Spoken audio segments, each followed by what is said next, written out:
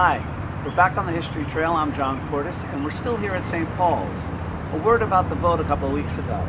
I came to vote in the afternoon that day, and hundreds of people were coming from every direction to St. Paul's to cast their vote.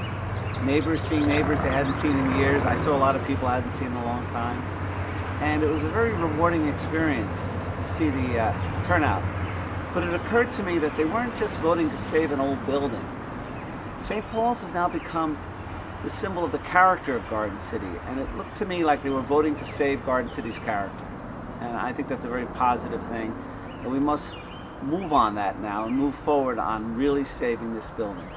Now, before we leave St. Paul's and continue on the history trail, I want to talk about the fields out here. We're going to take a look at those fields.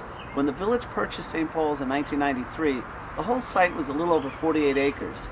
Well, 10 acres or so are dedicated to these buildings, but 38 acres are these open fields, and they have their own little history just to themselves, and we're going to go take a look at them now.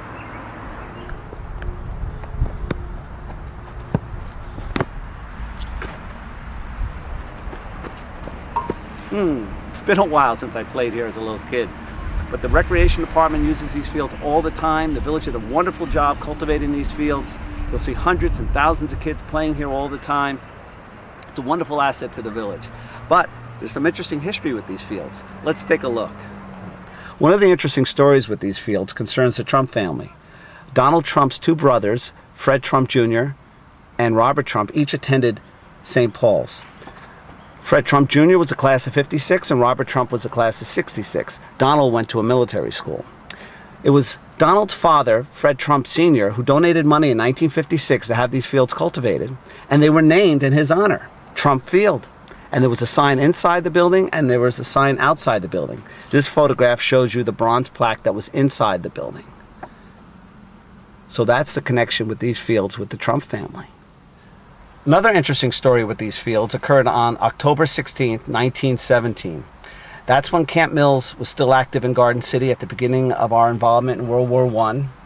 And after the World Series, Major League Baseball had the two teams, the New York Giants and Chicago White Sox, come out to Garden City to play an exhibition baseball game here at St. Paul's for the troops.